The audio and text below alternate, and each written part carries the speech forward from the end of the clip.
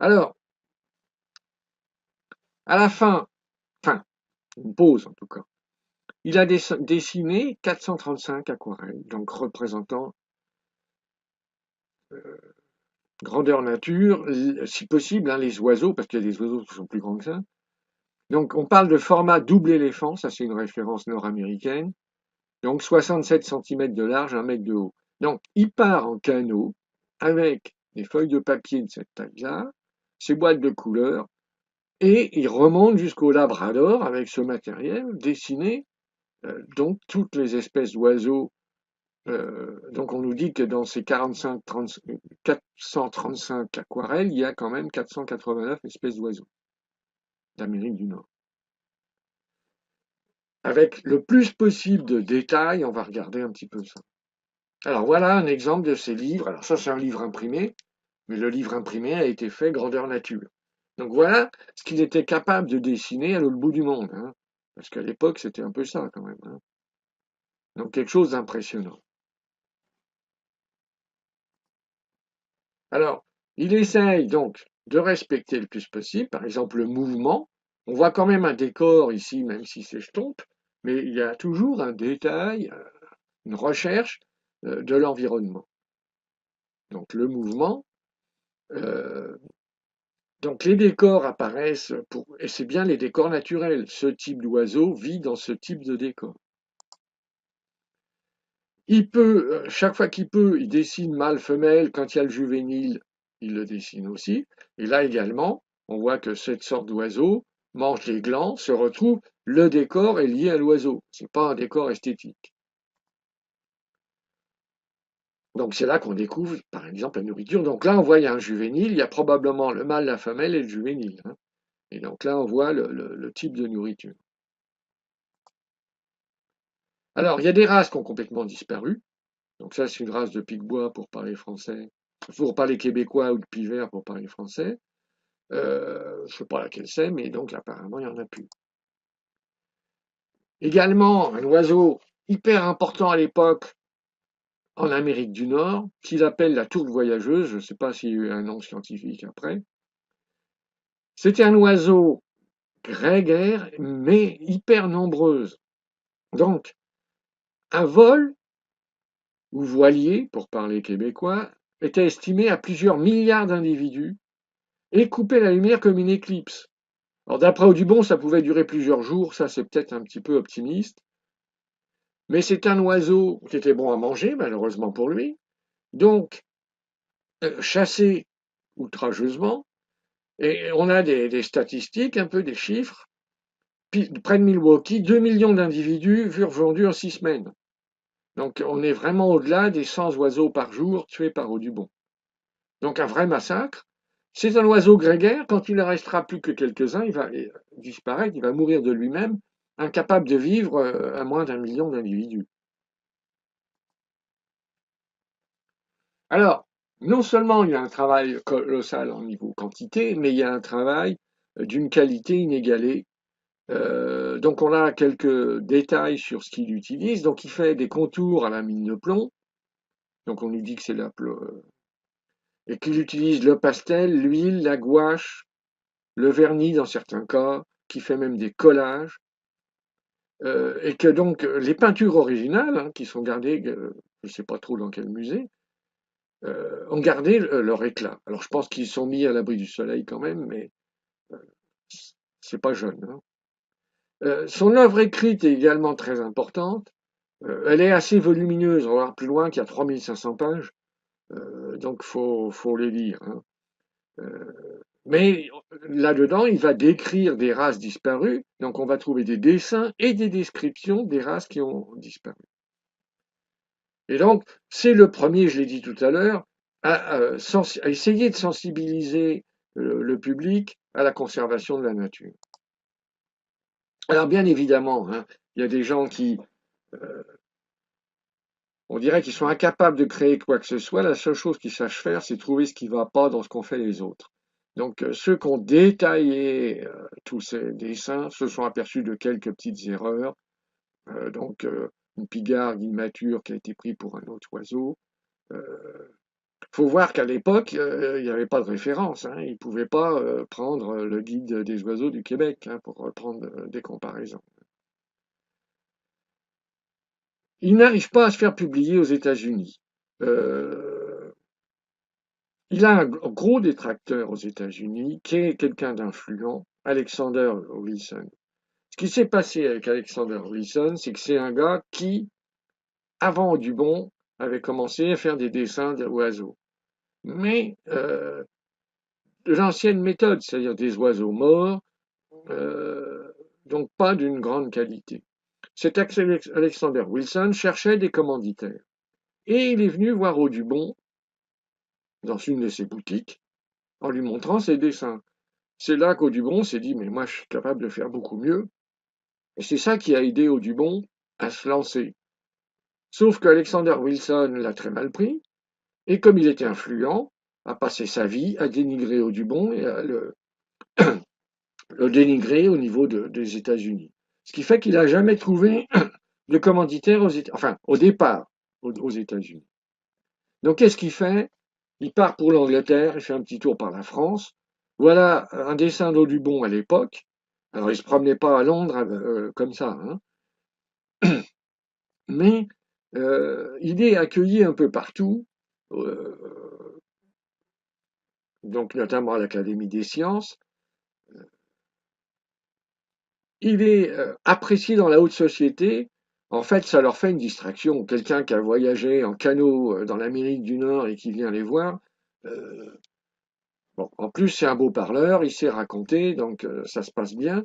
Donc il arrive à obtenir 144 souscriptions et il commence à lancer l'impression en Angleterre. Donc on a le nom de l'éditeur, un livre qu'il appelle Les oiseaux d'Amérique. Donc, euh, il démarre sur l'impression de 175 à 200 copies de son œuvre. Euh, non, il y en a 175 à 200 qui vont être finis, puis 150 qui ne seront pas finis. Donc toujours dans le format d'origine, double éléphant. Alors, il faut bien voir que c'est assez compliqué, la mode d'impression. C'est ce qu'on appelle aquatinte euh, ou eau forte. Comment ça se passe? Il faut dessiner, reproduire le dessin papier sur une plaque de cuivre.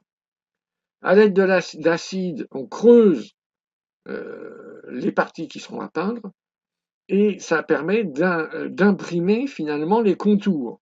Hein. Les contours restent en relief sur la plaque. Grandeur nature. Donc des plaques de cuivre d'1 mètre par 70 centimètres.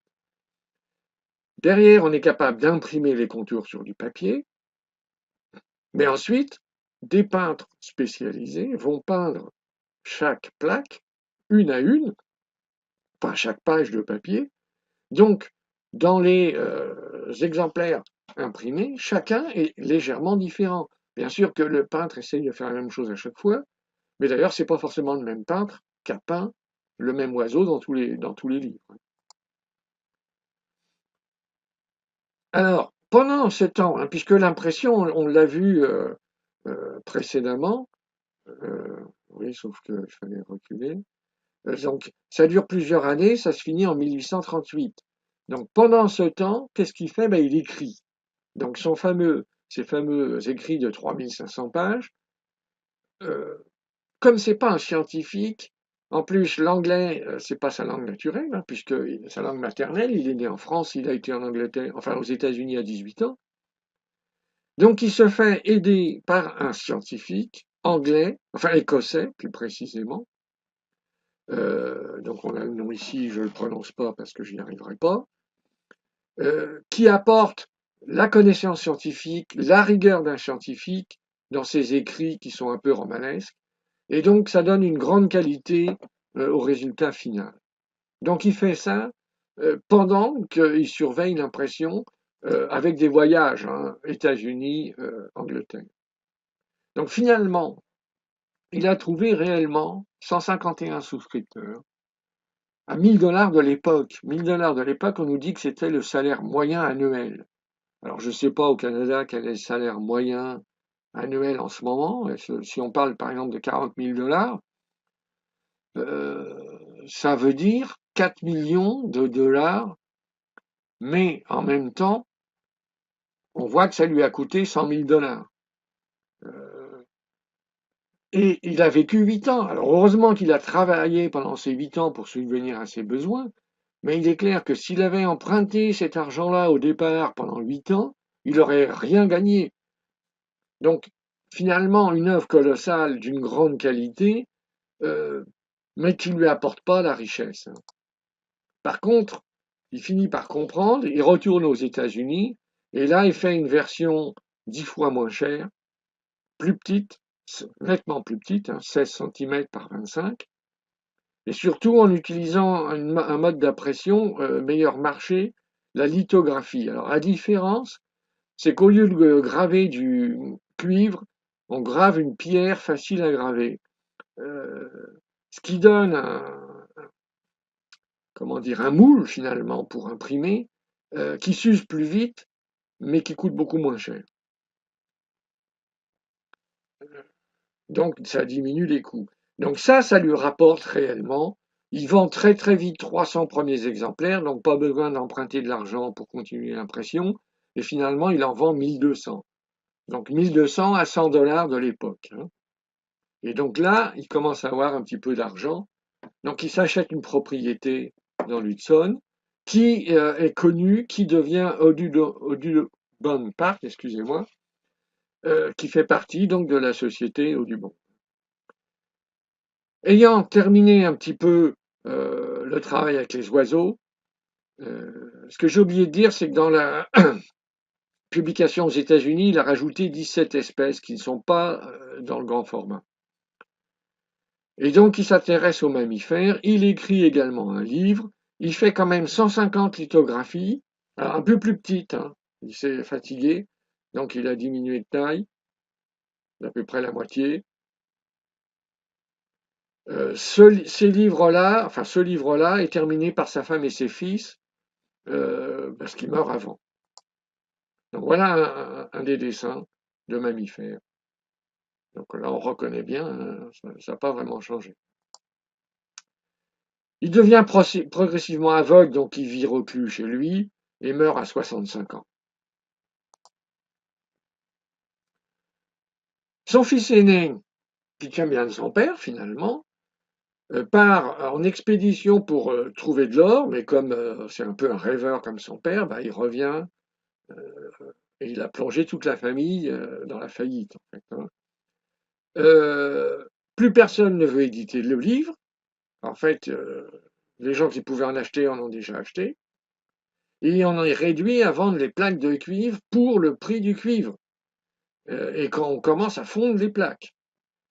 Heureusement, il y a un jeune ouvrier qui dit qu'on devrait peut-être bien les mettre de côté.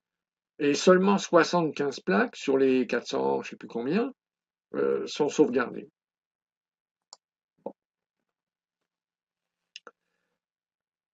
Donc finalement, il nous laisse une œuvre artistique importante, littéraire et scientifique, mais également, comme il a influencé son époque au niveau de la conservation, 30-35 ans plus tard, un certain nombre de personnes aux États-Unis décident de créer une société et tout naturellement, ils l'appellent National Audubon Société, donc créée en 1886.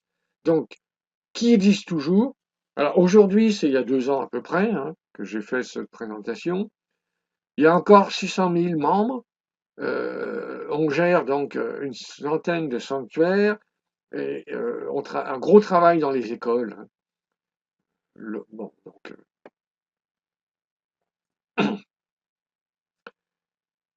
il reste à peu près 120 exemplaires de la première édition. Il faut bien se rendre compte que c'est quelque chose d'inégalable.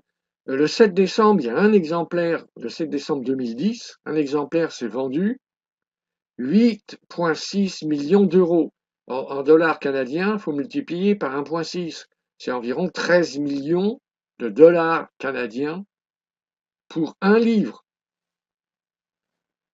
Mais je pense que celui qui l'a acheté pouvait le mettre et il doit bien être content de l'avoir. Alors, pour écrire tout ça, je me suis basé sur un certain nombre de livres que je possède, donc plusieurs livres sur Audubon, qui sont plus ou moins difficiles à trouver maintenant. Euh, il y a également un DVD que j'ai pas concernant Audubon sur Amazon, qui a un prix abordable, le DVD, hein, 25 $. Alors c'était 25 $ il y a 1 an et demi, 2 ans. Faut voir si c'est toujours ça. Donc là, j'ai fait quelques recherches internet sur les livres disponibles. Donc en voilà quelques-uns que j'ai trouvés aussi, donc 03-2018. On trouve beaucoup de livres à colorier pour les enfants.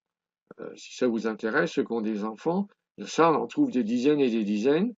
Alors, dans les recherches Internet, si vous marquez Audubon, vous aurez des milliers de résultats.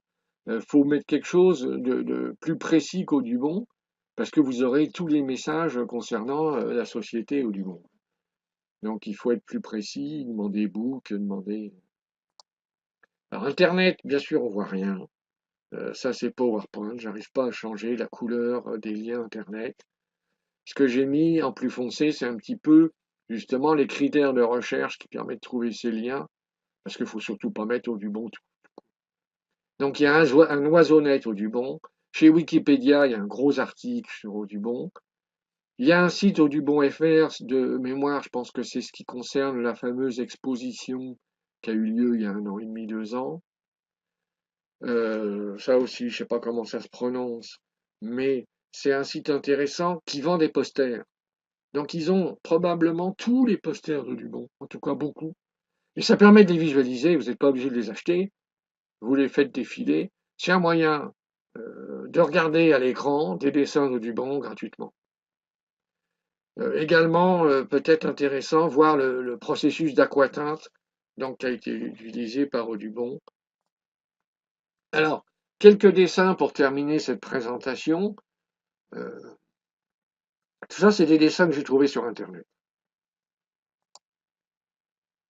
Donc toujours hein, le décor mâle femelle, si possible en position.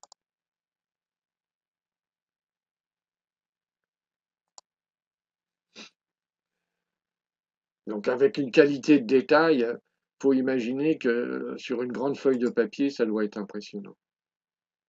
Donc le détail, vraiment, là on a la ferme au bout là-bas.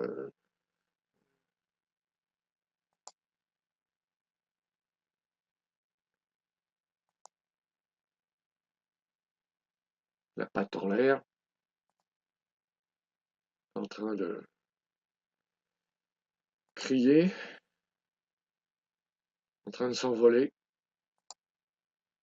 en plein vol, et puis en train de nager.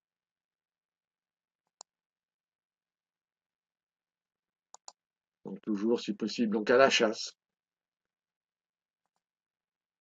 Voilà, lui il pêche. On voit bien la différence de nourriture, on voit bien que chaque oiseau a son. Donc le plus possible, le comportement. Là aussi, une maison, la fumée dans la cheminée. Vraiment un souci du détail. Et donc là, on voit qu'il ne s'est pas contenté de rester près de chez lui.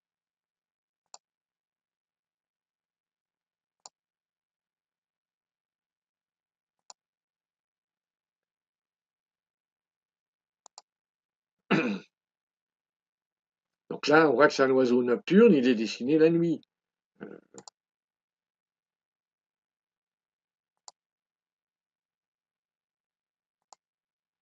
Voilà. Donc une œuvre quand même, là aussi, comportement naturel. Là aussi, il a observé qu'ils étaient capables de rester en vol stationnaire, en fait, hein. La nourriture du jeune, là aussi la nourriture, là aussi.